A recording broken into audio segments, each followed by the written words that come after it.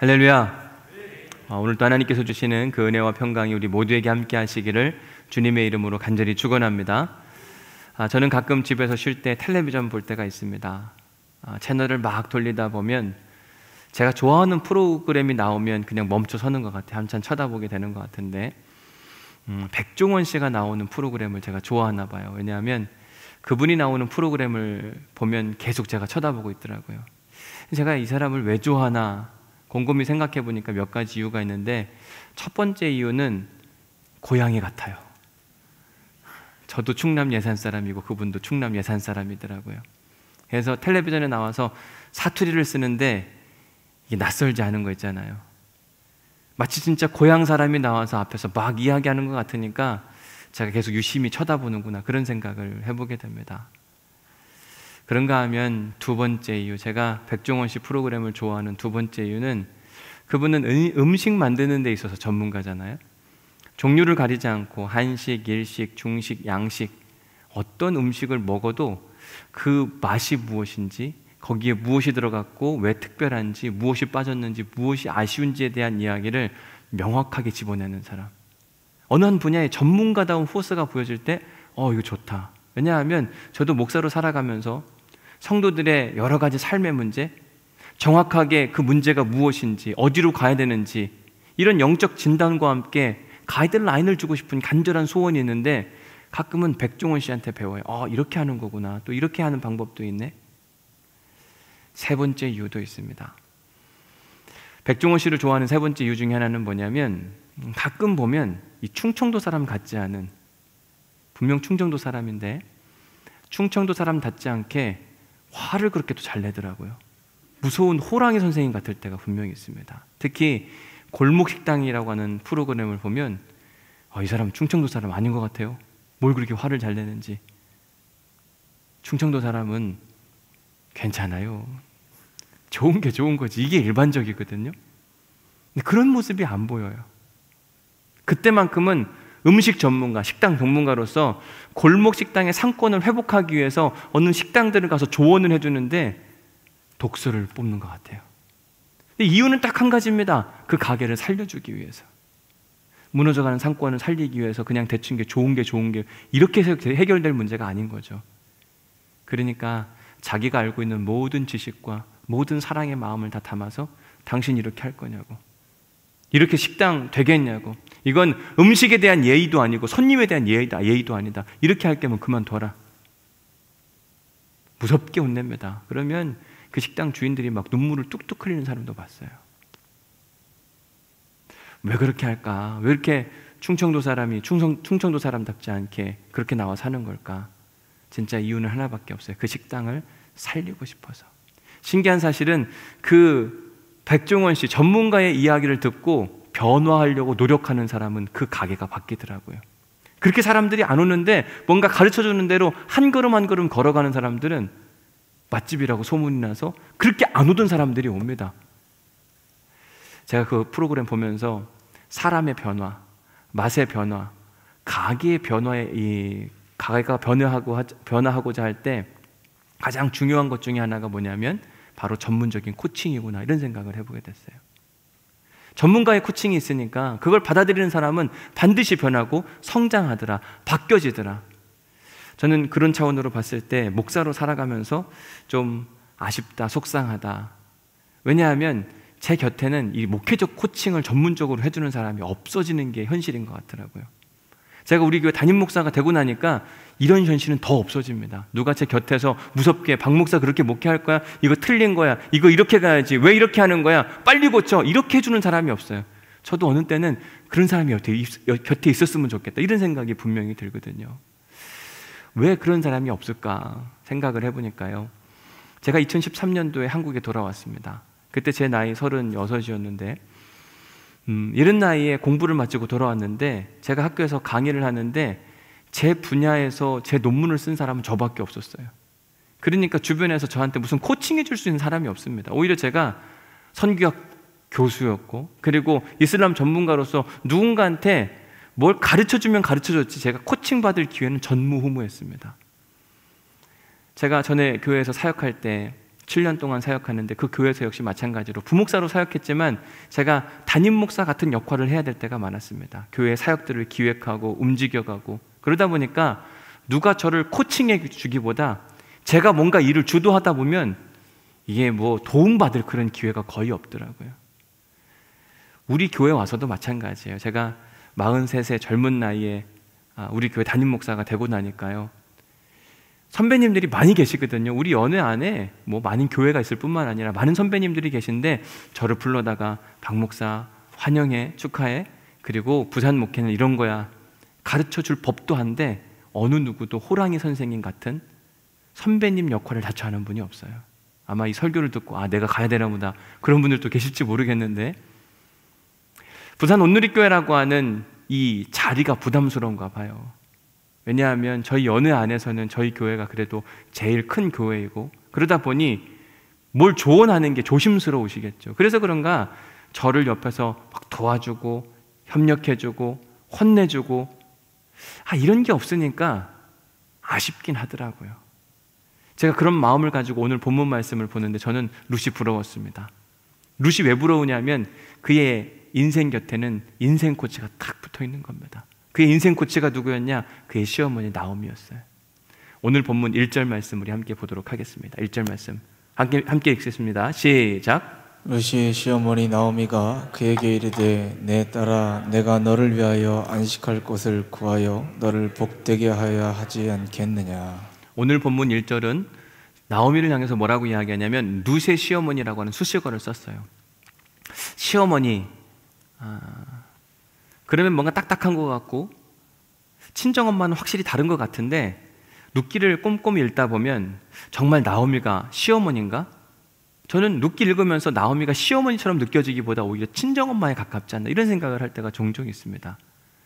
여러분, 시어머니하고 친정엄마는 다르죠? 똑같나요? 달라도 많이 다르죠?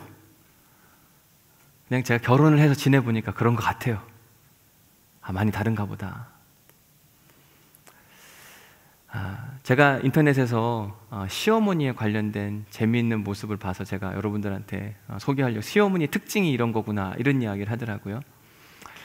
얘야, 너희 집 비밀번호가 뭐라고 했지? 시어머니가 묻는 겁니다. 어머니 무슨 일 있으세요? 그냥 얼굴 좀 보려고 그러지. 반찬 해놓은 게 있는데 반찬도 좀 갖다 놓고. 저 집에 있어요. 오셔서 벨 누르시면 돼요. 반찬 갖다 주고 싶은 줄 아는 거예요. 근데 벨 누르면 꼭 남의 집 가는 것 같아서 싫더라. 내 집이다 편하게 생각하시고 그냥 오시면 돼요. 매번 누르는 것도 귀찮아서 그래. 그냥 비밀번호 가르쳐줘. 반찬 갖다 주고 싶은 겁니까? 비밀번호 알고 싶은 겁니까? 전자예요, 후자예요? 말을 잘 못하겠죠? 왜 비밀번호가 그렇게 궁금할까요? 언제든지 가고 싶어서? 참견하고 싶어서? 뭐 잘 모르겠습니다. 근데 우리 중에도 며느리 아들 집 비밀번호 궁금하신 분이 있겠죠. 또 다른 이야기가 있는데 이 이야기 보고도 제가 한참 웃었습니다. 어머니, 아가씨 서울 올라오셨어요? 묻는 거예요. 휴가라고 올라왔네. 은주 생선 좋아하니까 생선 좀 구워주면 좋겠는데. 네, 준비할게요 어머니. 여기까지는 좋은데 생선 굽는 김에 탕도 좀 끓여주면 좋겠다. 애가 요즘 힘들어하니까 몸이 허해졌어. 퇴근하고 만들면 조금 늦을 것 같은데 괜찮을까요? 오늘 하루 좀 쉬면 안 될까? 딸한테도 이렇게 할까요? 며느리니까 하는 거 아닐까? 그러면서 맨 마지막에 딸 같은 며느리야.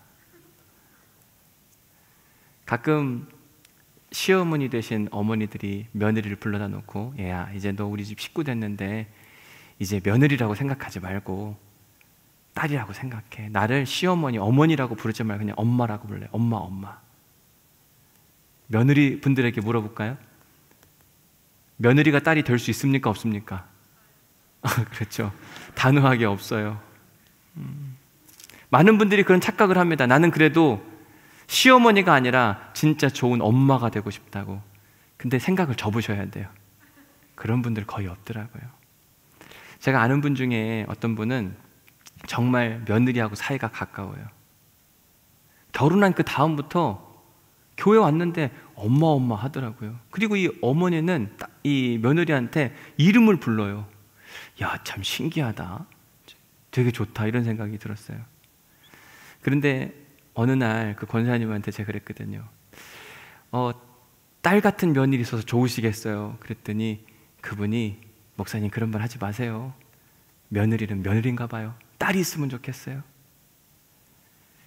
사이가 좋은 것 같으나 시작은 좋게 시작했는데 보이지 않는 고부간의 갈등은 여전하다. 제가 그런 모습 보면서 시어머니와 며느리의 관계는 절대 딸과 엄마의 관계가 될 수 없다. 그러니까 이번 추석이잖아요, 그렇죠? 그러니까 마음을 접으셔야 돼요. 여기 시어머니들은 그냥 시어머니 역할 하셔요. 엄마처럼 막 하려고 하지도 마시고 그냥 시어머니 하시면 돼요. 딸은 우리 어머니가 바뀌었을 거야. 교회도 갔다 오시고 그러니까 좀 변하지 않았을까 이런 기대는 하지도 말아야 돼요. 그냥 며느리 역할 충실히 잘 해야 된다. 그렇게 하실 수 있으시겠어요? 이게 기독교적인 건 아닌가요? 제가 보니까 아무리 봐도 이 딸과 그러니까 시어머니와 며느리 관계 안에서 이 관계가 그렇게 좋아지는 모습이 안 보이더라고요. 그냥 인정할 건 인정해야 되지 않을까. 그런데 모든 경우가 항상 똑같지는 않습니다. 예외인 경우가 있는데 오늘 본문 말씀에 보면 시어머니 나오미와 며느리 룻이 다른 모습을 보여줘요. 특별히 시어머니가 보통 시어머니하고 다릅니다. 우리 1절 말씀 다시 한번 같이 읽어봅니다. 1절 시작. 룻의 시어머니 나오미가 그에게 이르되 내 딸아 내가 너를 위하여 안식할 곳을 구하여 너를 복되게 하여야 하지 않겠느냐. 말씀에 보면 내가 너를 위하여 안식할 곳을 주겠대요. 여기서 안식할 곳, 지금 룻이 왜 안식을 못하고 있는가? 남편이 없어서 그런 거예요. 평안하지 않은 겁니다. 그러니까 내가 너를 위해서 안식할 곳, 평안한 곳, 남편을 구해주겠다 이렇게 이야기합니다. 여러분 세상에 이런 시어머니가 있을까요? 자기 아들이 지금 어떤 이유인지 모르지만 병약한 마음 가운데 세상을 일찍 떠났습니다. 자기와 함께 며느리가 살고 있었어요. 아무리 좋은 시어머니도 얘야 너 이제 내 아들 잊어. 너 지금까지 한 거 잘했어. 이제 내 아들 있고 새로운 인생을 살아. 너 젊잖아. 언제까지 이렇게 살 거야? 새로운 남자 구해오면 내가 축복해주고 보내줄게. 사실 이렇게 이야기했다가도 막상 며느리가 남자를 데려왔다 생각해 보세요. 시어머니 기분이 좋을까? 불편할 겁니다.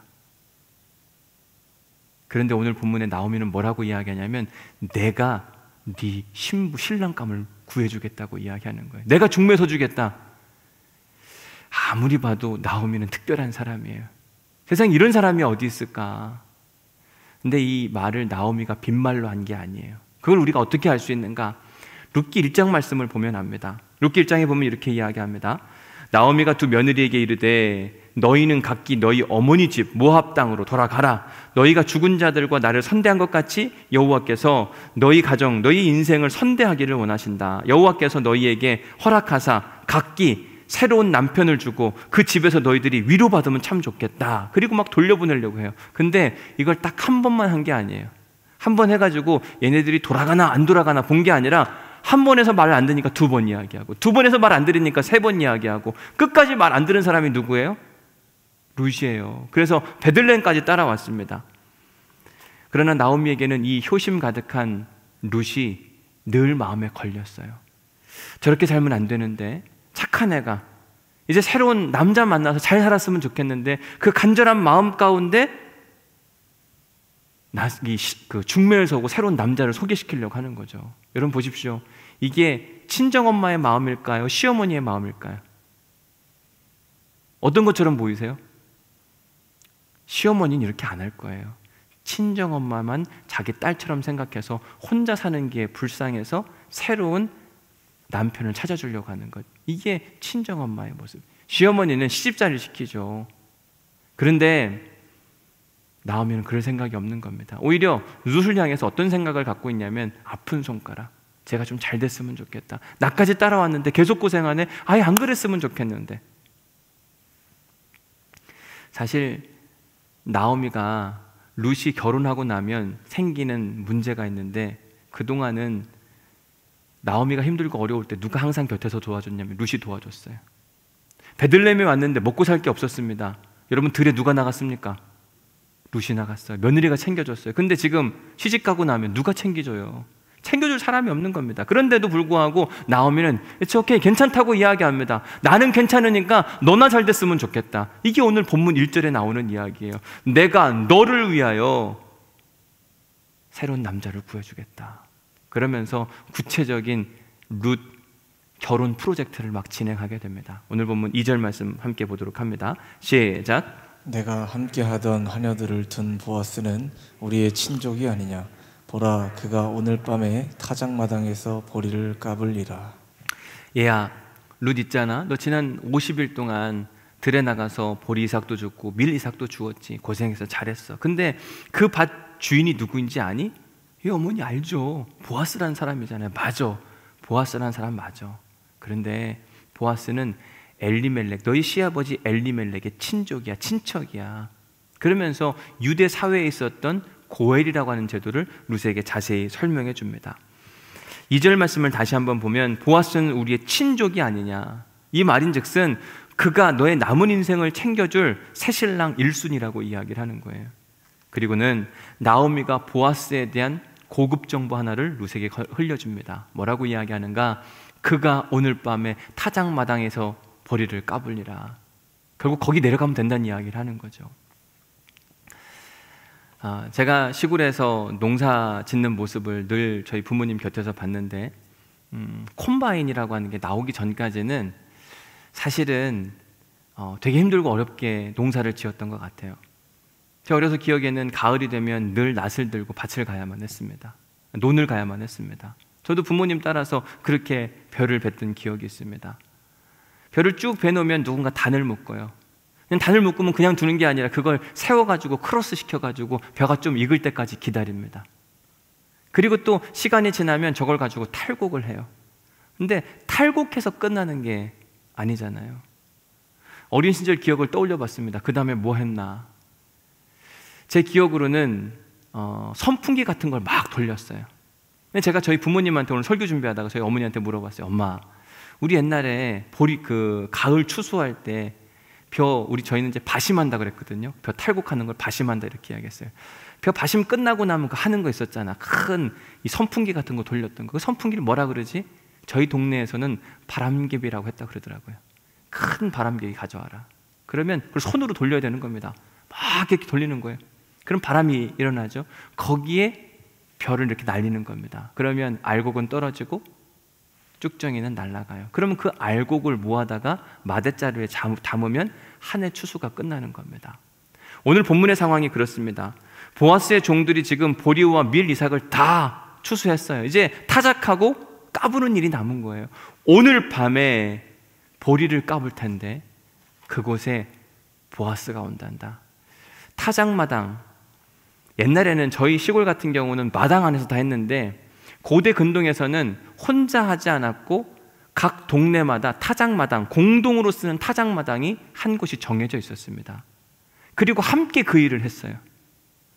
오늘이 그날이야. 오늘 밤 사람들이 타작마당에 가서 보리를 까볼 텐데 그 자리에 보아스도 온대. 너는 이제 내려가서 그 보아스를 만나라고 이야기합니다. 그런데 그냥 만나는 게 아니에요. 3절 말씀 가서 볼게요. 같이 읽습니다. 시작. 그런즉 너는 목욕하고 기름을 바르고 의복을 입고 타작마당에 내려가서 그 사람이 먹고 마시기를 다하기까지는 그에게 보이지 말고. 나오미가 룻에게 뭐라고 이야기하냐면 너는 목욕을 하고 기름을 바르고 의복을 입으래요. 타작마당 내려가서 보아스 만나는데 저걸 왜 하죠? 목욕하고 기름 바르고 의복 입는 거 왜 할까요? 어떤 의복 입었을까요? 야시시한 거 입었을까요? 유혹하기 위해서? 사무엘하 12장에 보면 이것에 대한 답이 있어요. 그렇게 보면 사무엘하 12장이 너무 이해가 안 되는 겁니다. 사무엘하 12장 20절 말씀 같이 읽어봅니다. 시작. 땅에서 일어나 몸을 씻고 기름을 바르고 의복을 갈아입고 여호와의 전에 들어가서 경배하고 왕궁으로 돌아와 명령하여 음식을 그 앞에 차리게 하고 먹은지라. 다윗이 땅에서 일어나 몸을 씻고 목욕했다는 얘기를 하는 겁니다. 기름을 바르고 의복을 입었대요. 누가 해야 할 일하고 똑같죠? 룻이 해야 할 일이 똑같은 거예요. 만약 룻이 이것이 누군가를 유혹하기 위한 과정이었다면 다윗도 지금 누군가 유혹하려고 그런 거 아니에요. 근데 사무엘하 12장 말씀을 보면 그런 이야기가 아닙니다. 사무엘하 11장은 우리가 잘 아는 것처럼 하나님의 사람 다윗이 실수하는 장면이에요. 우리아의 아내 밧세바를 범하게 됩니다. 나단으로부터 강력한 징계를 받게 되고 결국은 밧세바가 다윗 왕실로 들어와요. 그리고 아기를 낳습니다. 근데 그 아이가 하나님의 뜻대로 나지 않은 아이이기 때문에 하나님께서 누구를 징계하냐면 그 아이를 징계하셨어요.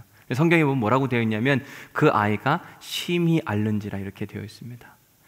하나님의 사람 다윗은 알았습니다. 이 문제가 왜 생긴 건지, 누구 때문에 생긴 건지. 근데 자기가 아파야 되는데 지금 누가 아파요? 아기가 아픈 겁니다. 너무 속상하고 답답한 거죠. 그래서 식음을 전폐하고 그는 하나님 앞에 엎드려 기도해요. 하나님 이 문제 해결하여 주옵소서, 도와주옵소서. 주님이 하셔야만 합니다.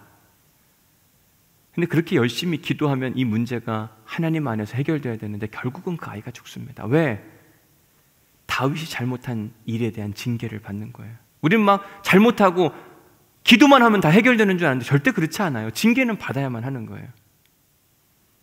이 아이가 죽었어요. 그 다음에 나오는 이야기가 뭐냐면 바로 12절 이야기. 제가 다시 한번 읽어드리면 다윗이 땅에서 일어나, 지금까지 땅에 엎드려서 계속 식음을 전폐하고 기도하고 신하들이 막 흔들어 깨우고 왕이시여 그렇게 하지 않아도 됩니다, 너무 자책하지 마십시오 라고 이야기하는데도 그는 계속 땅에 엎드려 있었어요. 그런데 그 아이가 죽었다는 이야기를 듣고 다윗이 땅에서 일어나 몸을 씻고 기름을 바르고 의복을 갈아입고 어디에 들어갔대요?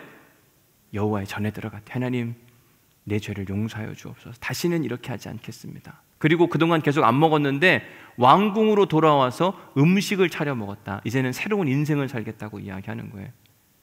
아이가 죽자 내가 여기까지, 그 아이에 대한 슬픔은 여기까지, 이제는 새로운 인생을 살겠습니다. 두 번 다시 똑같은 죄를 범하지 않겠습니다. 죽은 사람과의 선을 긋는 장면이에요. 오늘 본문의 내용도 마찬가지입니다. 나오미가 룻에게 명령합니다. 너는 내려갈 때 목욕을 하래요. 기름을 바르라고 이야기합니다. 그리고 새 옷을 입으라고 이야기합니다. 이 말은 너와 지금 내 아들, 죽은 내 아들과 이제 선을 긋자. 됐어. 여기까지만 하면 되는 거야. 내가 허락해 줄 테니까 너 이제 새 인생 살아. 너는 목욕하고 기름을 바르고 새 옷을 입고 이제 보아스에게 가서 보아스 어르신, 나를 당신의 아내로 맞아주시면 안 되겠습니까? 라고 부탁을 하는 겁니다. 우리 시어머니가 허락했습니다. 사실 오늘 본문은 그래서 한 여인이 매력적인 남성에게 찾아가서 청혼하는 장면으로 여러분들이 이해하시면 돼요. 조심스러운 겁니다. 그냥 막 함부로 하는 게 아니에요. 보세요. 그래서 3절 후반절에 보면 뭐라고 되어 있냐면 그 사람이 먹고 마시기를 다 하기까지는 절대 그에게 보이지 말고, 청혼할 때 그냥 막 하는 게 아니라 순서와 좋은 작전을 짜준 겁니다. 4절 그가 누울 때에 너는 그가 눕는 곳을 알았다가 들어가서 그의 발치 이불을 들고 거기 누우라. 그가 내가 할 일을 내게 알게 하리라. 저는 이 장면을 읽을 때마다 007 작전 첩보 영화 보는 것 같아요. 룻이 지금 보아스를 만나러 가는데 그냥 막 가는 게 아닙니다. 어디로 가야 되는지, 누구를 만나야 되는지, 갈 때 뭘 준비해야 되는지, 가서는 무엇을 조심해야 되는지 명확하게 잘 가르쳐줘요. 왜? 이거 실수하면 큰일 나거든요. 왜 큰일 나나? 여러분, 타작마당이라고 하는 건 동네 어귀에 산참 떨어져 있는 낯선 곳이었어요. 거기는 남정네들이 굉장히 많았습니다. 호세아서 말씀에 보면 음행이 있었던 곳이 타작마당이에요. 한 해를 다 마무리하고 타작마당에서 성적인 관계를 하고 그것에 대한 대가로 볼이나 미를 받던 것이 그 당시 문화였습니다. 만약 룻이 그렇게 사람들, 남성들이 많은 은밀한 곳, 음침한 곳에 한밤중에 가서 들켰다고 생각해 보세요. 사람들 뭐라고 생각하겠는가? 게다가 누구한테 간다고요? 거룩한 부자 보아스. 룻은 가난한 여인이었어요. 가난한 여인이 거룩한 부자 보아스에게 가서 치근덕거린다. 사람들이 손가락질할 거야. 저거 그럴 줄 알았어. 모압 사람들이 다 그런 거 아니겠어? 나오미의 계획은 중요한 일이었지만 아주 위험한 일이었어요. 자칫 잘못하면 큰 어려움을 당할 수도 있는 일이었습니다. 그런데도 불구하고 나오미는 룻에게 이 이야기를 건네요. 왜 그러냐면 그의 인생을 살리기 위해서. 1절 말씀을 다시 한번 가서 보면 룻의 시어머니 나오미가 그에게 이르되 내 딸아 내가 누구를 위해서요? 너를 위해서. 룻을 위해서 하는 이야기예요. 설교 서두에 백종원 씨에 대한 이야기를 했지만 백종원 씨가 골목식당, 그 식당들을 살리기 위해서 촌철살인의 아주 눈물 나는 이야기를 막 쏟아냅니다. 왜요? 그 식당들을 살리기 위해서. 힘들고 어려운 과제를 막 줘요. 왜요? 그 식당들을 살리기 위해서. 나오미 역시 마찬가지예요. 룻을 살리기 위해서 좀 어렵고 위험한 미션이긴 한데, 얘야 우리 한번 해보자. 이거 할 수 있다. 해야만 돼. 대신 조심스럽게, 치밀하게, 꼭 이대로 해야 돼. 정확하게 가르쳐주는 거예요. 제가 설교 서두에 우리 교회 담임 목사의 사역을 하면서 아쉬운 점이 하나 있다고 말씀을 드렸는데, 호랑이 같은 선생님이 없다. 스승, 멘토가 없다. 누가 옆에서 야 목회는 이렇게 하는 거야, 힘들고 어려울 때 어떻게 하면 좋죠? 그러면 이런저런 조언도 해주고, 잘못되는 거 있으면 막 혼내주기도 하고. 이러면 참 좋겠는데 이런 분이 제 곁에 없어요. 시간이 지나면 지날수록 더 없다. 이게 제일 안타깝고 속상한 일입니다. 모든 상황을 제가 다 혼자서 감당해야 되는 겁니다. 결코 쉬운 일이 아니더라고요. 그래서 늘 하나님께 그런 기도했습니다. 하나님, 저한테도 멘토가 있으면 참 좋겠는데 누가 없습니까? 안 되겠습니까? 어느 날 하나님께서 저한테 이런 마음을 주십니다. 박 목사 힘들지? 네. 영적 멘토가 있으면 좋겠다 그랬지? 네. 근데 하나님 뭐라고, 어떤 마음을 주시냐면, 내가 너의 영적 멘토가 되어줄게. 저는 이런 주님의 위로, 찾아오심이 너무 좋았어요. 저는 세상 사람들, 목회 잘하시는 분들, 이런 분들의 영적 멘토를 생각하고 있었는데, 하나님 뭐라고 이야기하냐면, 내가 그 일을 대신해 줄게. 제가 우리 교회 와서 지금 7개월째 보내고 있는데 참 감사한 건 주님이 이끌어 주시는 대로 한 걸음 한 걸음 걸어가고 있어요. 어떤 일을 함에 있어서 하나님이 어떻게 하죠? 어떤 중요한 결정에 있어서 하나님 이 문제는 어떻게 하면 좋겠습니까? 정말 잘 모르겠으면 예수님이라면 어떻게 하셨을까? 여러 번 고민합니다. 그러면 예수님의 마음이 찾아와요. 그래서 힘들고 어려운 일들도 있지만 은혜고 감사한 일들도 생각보다 엄청 많습니다. 행복하게 지내고 있어요. 하나님의 인도하심을 따라간다는 것, 정말 기쁘고 감사한 일, 행복한 일이 많긴 한데 어느 때 보면 되게 불편한 일들도 엄청 많더라고요. 성령의 인도하심을 받으면 되게 좋을 것 같고, 예수님이 내게 주인, 내 삶의 주인이 되면 다 좋을 것 같은데, 여러분 진짜 불편한 일이 많아요. 제가 특별 새벽 기도회를 왜 했나? 주님 주시는 마음이 있어서 했어요.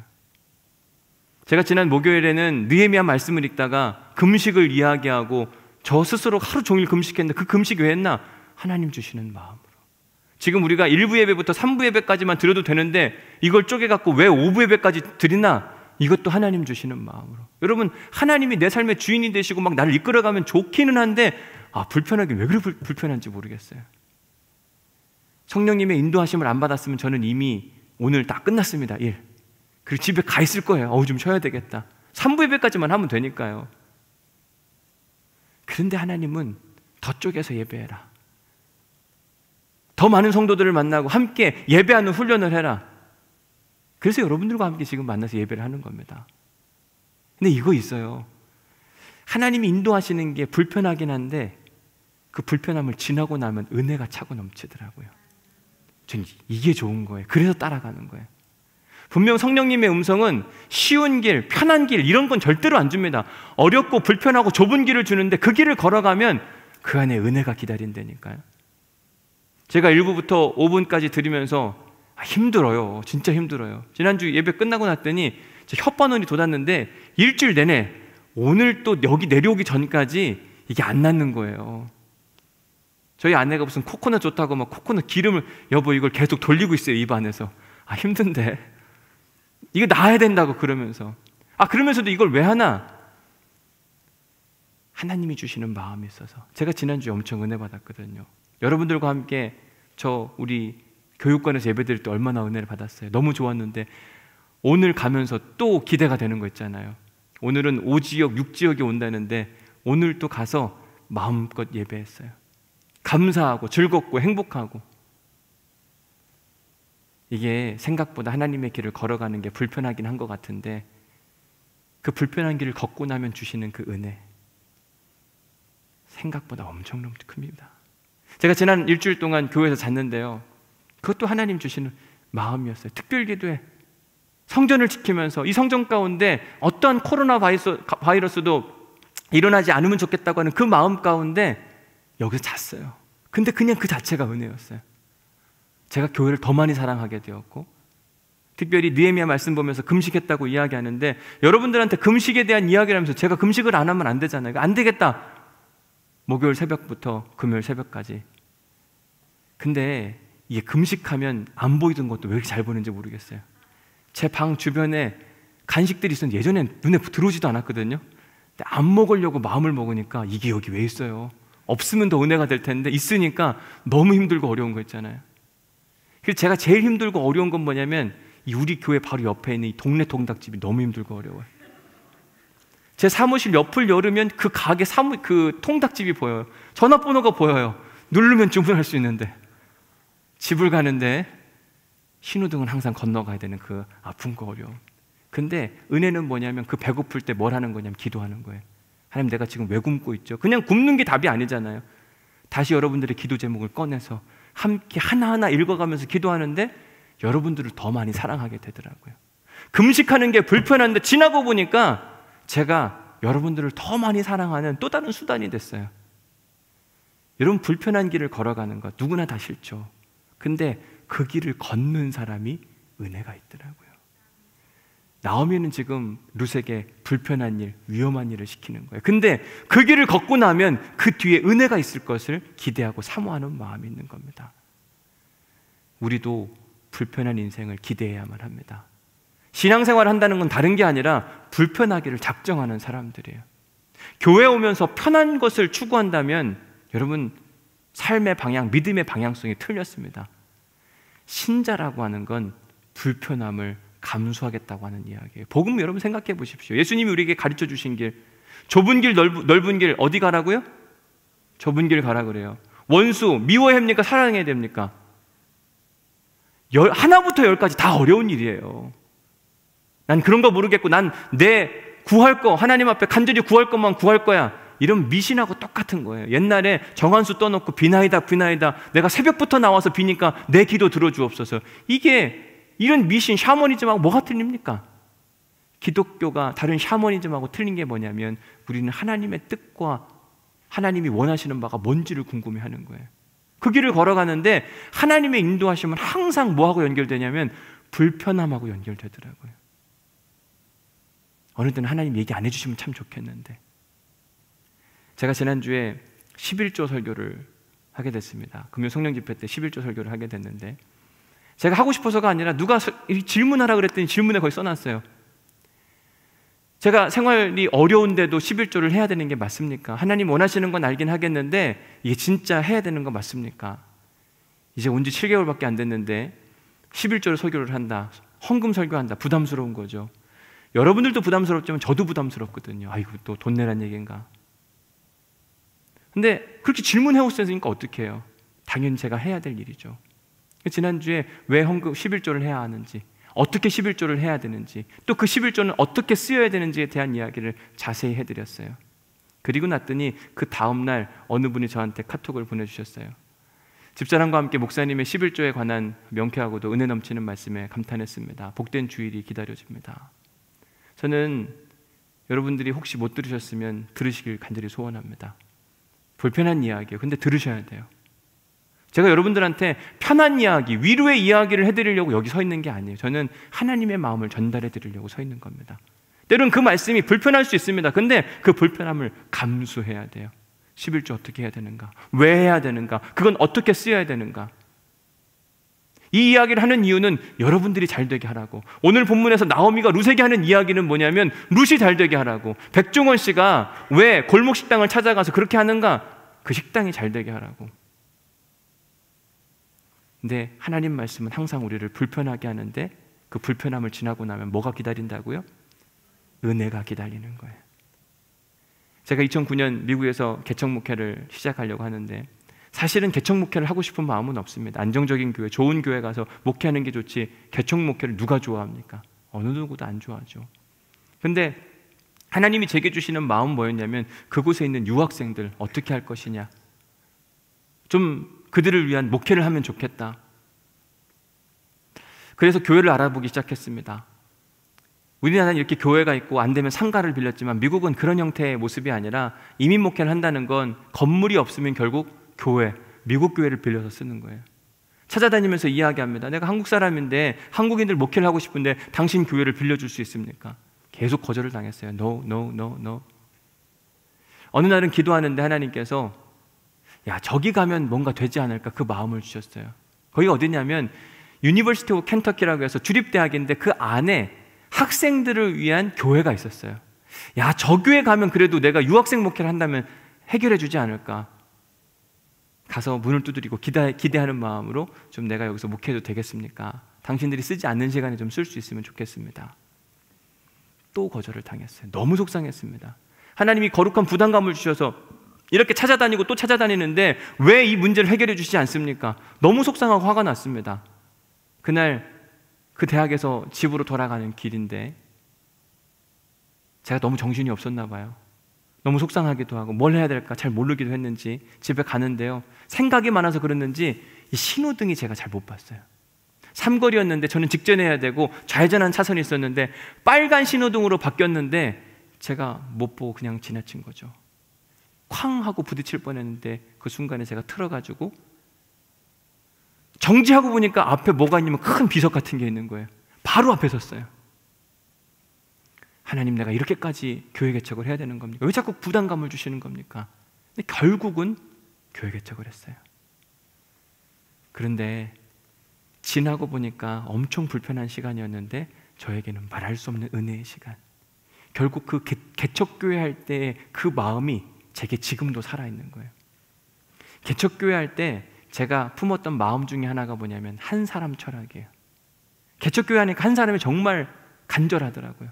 한 사람 오면 기뻐요. 한 사람 안 오면 마음이 무너질 것 같아요. 이 마음이 분명히 있었는데 한국에 와서 돌아보니까요, 교인들이 너무 많은 거예요. 전에 교회도 뭐 1000명 가까이 되니까요, 이게 뭐 누가 왔는지 안 왔는지 잘 모르는 겁니다. 한 사람 철학을 막 잃어버리는 것 같은데 뭐 미치겠더라고요. 다시 나왔어요. 하나님, 내 한 사람 철학을 잃어버린 것 같습니다. 하나님, 다시 한번 회복시켜 주옵소서. 같이 함께 사역하는 분들에게 주일날 빠진 사람들 무조건 해라. 그리고 함께 무조건 신방해야 된다. 왜? 영혼을 사랑하는 방법을 개척 목회할 때 배웠거든요. 우리 교회 와서도 마찬가지입니다. 우리 교회 와서도 한 사람 한 사람이 중요한 거예요.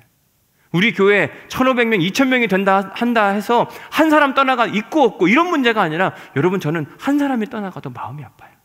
한 사람이 아프다 그러면 함께 아픈 겁니다. 그걸 어디서 배웠냐면 개척 목회할 때. 엄청 불편하고 힘들고 어려웠는데 그때 알았어요. 한 사람은 하나님이 얼마나 소중하게 여기시는지. 제가 그래서 목회하면 지금까지 한 번도 해보지 않은 일을, 그리고 다시는 하지 않을 일을 올해 추석에 처음 해봤습니다. 제가 이렇게 강조하는 일은 다시는 안 할 거니까 이야기하는 거예요. 뭘 했냐면 여러분들한테 추석 선물을 보내드렸어요. 딱 이번만 하는 거예요. 여러분, 설 때 또 그러나 이런 기대하시면 안 돼요. 코로나 때문에 힘들고 어려워하는 성도들, 하나님이 위로하라는 마음을 주시는 거죠. 어떻게 위로할 수 있을까? 선물을 준비하면 좋겠다.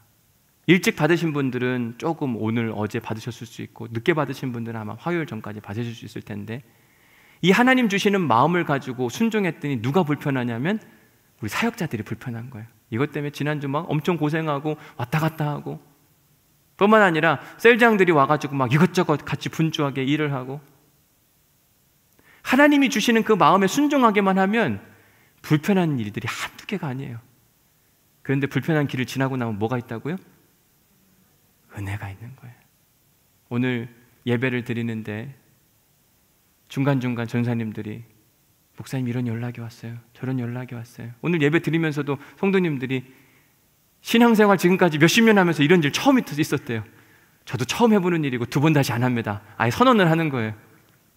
왜? 코로나가 다시 오면 안 되니까. 코로나 때문에 힘들고 어려워하는 성도들 한번 위로하고 새 힘을 주기 위해서 우리가 하는 거죠. 근데 불편한데 우리 누군가 불편하면 누군가는 은혜를 받더라고요. 그래서 하나님은 우리에게 불편하라고 이야기하세요. 누가 불편해야 되나? 여러분, 누가 불편해야 되는 겁니까? 그렇죠? 제가 불편하면 되는 거죠. 그렇죠? 여러분들이 불편하면 되고 우리 사역자들이 불편하면 돼요. 누군가 불편하면 누군가 은혜를 누리게 됩니다. 오늘 본문에서 나오미가 룻에게 이야기했어요. 얘야, 너 이런 일을 했으면 좋겠다. 굉장히 위험한 일이었습니다. 근데 룻이 알았어요. 이건 자기를 위한 일이다. 왜? 자기가 시집가고 나면 누가 지금 힘들다고요? 나오미 자신이 힘든데도 불구하고 자기의 힘듦을 감수하고 룻을 위해서 신랑감을 구해주는 시어머니가 얼마나 고마워요. 그러니까 그 말에 온전히 순종해요. 오늘 본문 마지막 5절 말씀 볼게요. 같이 읽어봅니다. 시작. 룻이 시어머니에게 이르되 어머니의 말씀대로 내가 다 행하리이다 하니라. 시어머니 나오미는 지금 굉장히 위험한 일, 불편한 일을 시켰습니다. 그런데 그의 며느리 룻이 어머니 내가 다 해보겠습니다. 어머니 이거 될까요? 이렇게 이야기하지 않았어요. 어머니 제가 다 해보겠습니다. 왜? 불편함 뒤에 뭐가 있는 줄 알고요? 은혜가 기다리는 걸 알고 있었기 때문에. 현대 기독교인들은 불편한 걸 참 싫어합니다.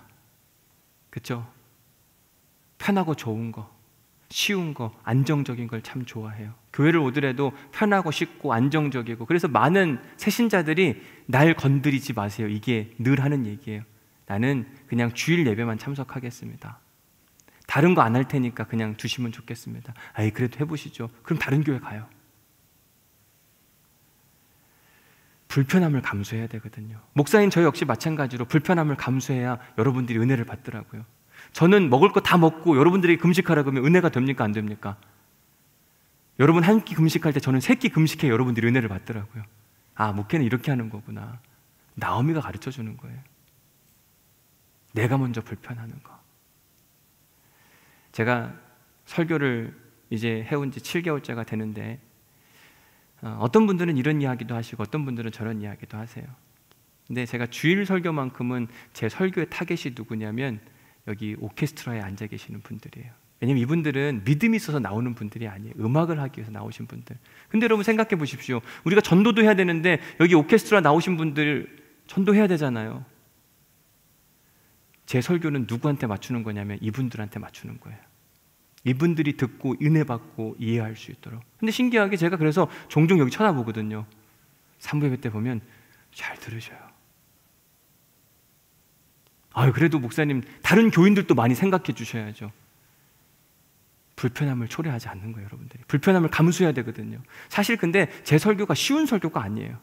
그냥 듣기에 쉬울 수는 있는데 제가 여러분들한테 항상 드리는 묵상 질문을 여러분들이 깊이 생각한다면 여러분들이 그렇게 말을 할 수가 없어요. 쉬운 것 같은데 삶으로 적용하려면 무척 어려운 이야기들입니다. 근데 우리가 삶으로 적용할 생각 없이 좋은 얘기, 신기한 얘기, 막 남의 예전에 안 들었던 얘기, 이런 고민만 하면 제 설교는 밋밋한, 저거 다 아는 얘기 아니야? 뻔한 얘기 아니야? 절대 그렇지 않아요. 말씀이 육신이 되는 게 진짜 중요하거든요. 근데 제 설교는 항상 여러분들을 불편하게 해드릴 거예요. 왜? 그 말씀대로 살아야 되니까. 오늘 묵상 질문 2번째 보실래요? 뭐라고 되어 있나? 뭐라고 되어 있어요? 제가 오늘은 2번째 답을 가르쳐 드릴 테니까 가르쳐 드리는 대로 쓰세요. 당신은 이번 추석을 어떻게 보내시겠습니까? 정답, 불편하게 보내겠습니다. 쓰세요, 얼른. 다른 거 쓰시면 안 돼요. 시어머니도 불편하게 보내셔야 돼요. 며느리도 불편하게 보내셔야 됩니다. 남편도 자녀들도 다 불편하게 보내셔야 돼요.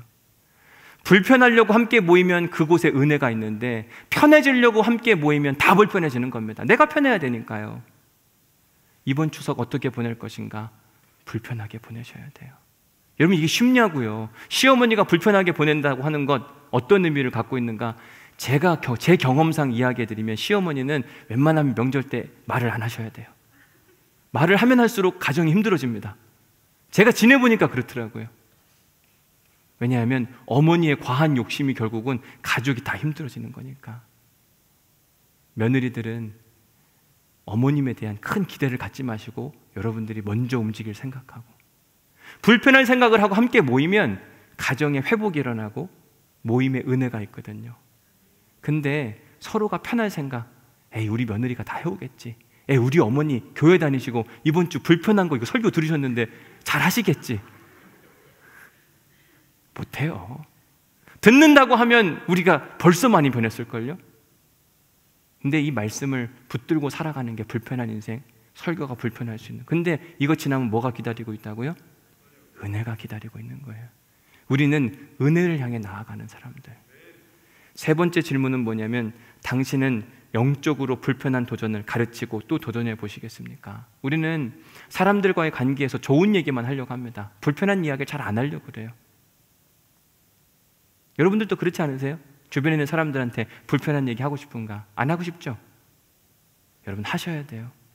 대신 지혜 있게 하셔야만 합니다. 그리고 그 사람이 설득될 수 있도록. 보십시오. 오늘 본문에 나오미는 이야기했어요. 근데 그냥 자기가 옳은 이야기만 쏟아낸 게 아니라 자기 스스로 불편함을 감수하고 이야기하니까 룻이 고개를 끄덕였어요. 어머니, 내가 다 행하겠나이다. 여기까지 가야 되는데 우리는 불편한 이야기를 쏟아내는 데만 집중하는 모습을 보게 됩니다. 아니에요. 다른 사람이 내가 한 불편한 이야기를 듣고 바뀌어갈 수 있도록, 룻처럼 그 일을 다 행하니라, 여기까지 가려면 하나님께 지혜를 구해야 되거든요. 그러려면 말하기 전에 기도하셔야 돼요. 한마디 이야기하기 전에 5번 기도하고 10번 기도하고, 그래도 하나님이 원하시는 거라면 우리가 쏟아낼 수 있어야만 합니다.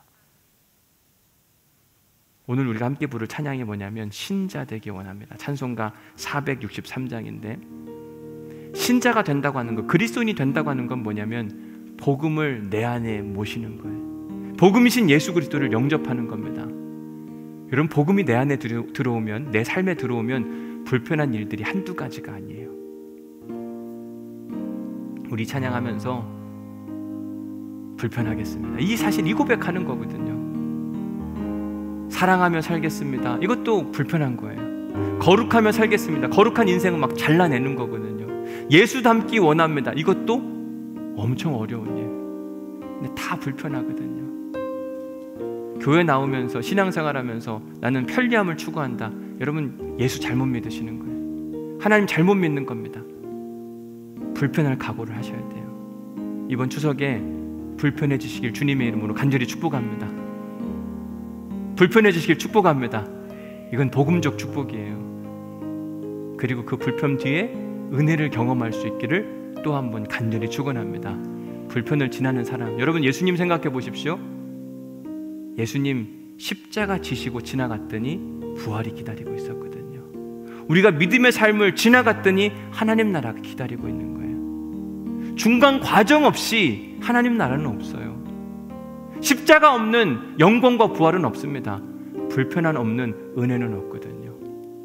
만약 룻이 어머니나 못하겠는데요? 그러면 성경에서 나오지도 않습니다. 없어질 존재였어요. 그런데 불편함을 받아들였어요.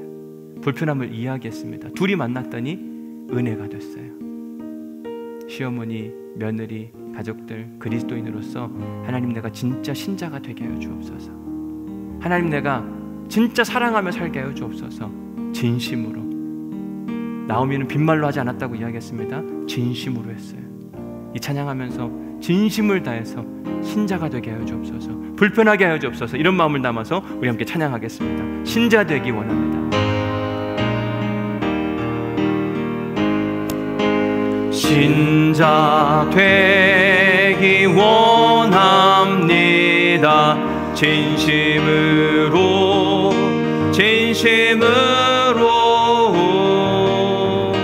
신자 되기 원합니다. 진심으로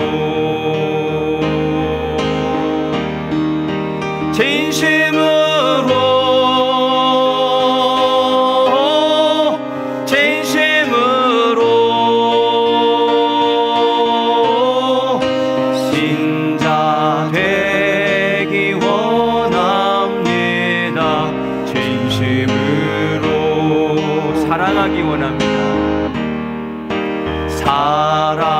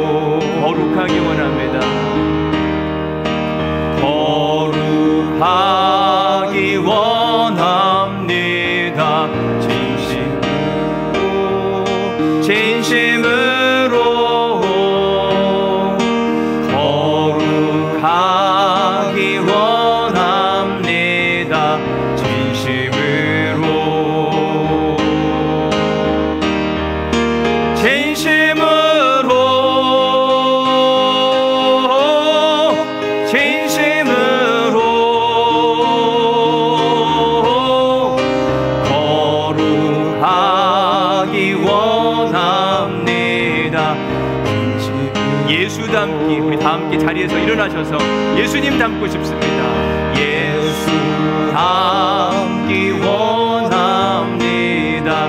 진심으로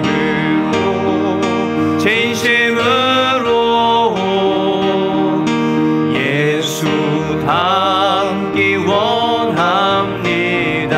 진심으로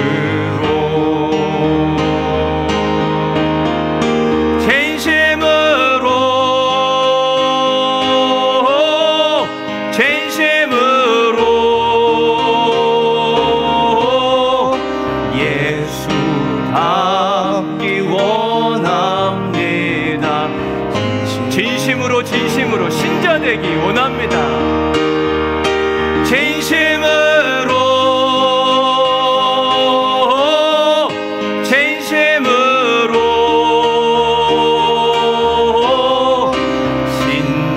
신자되기 원합니다. 진심으로 거룩한 사람 되기를 원합니다.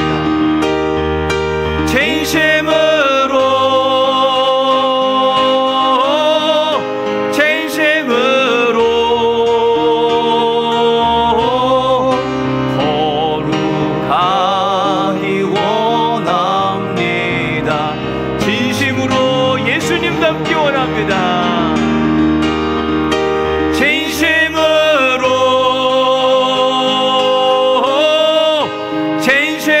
아멘. 주님 닮기를 원합니다. 예수 닮기 원합니다. 진심으로.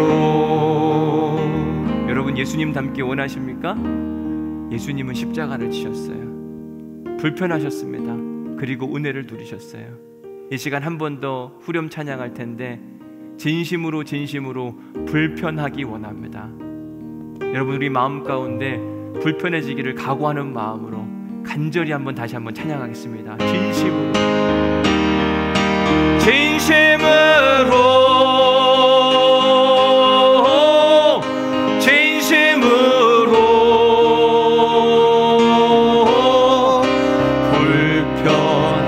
불편하기 원합니다.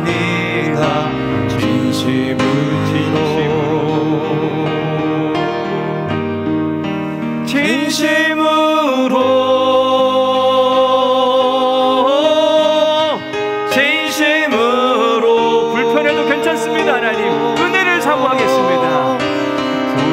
불편하기 원합니다.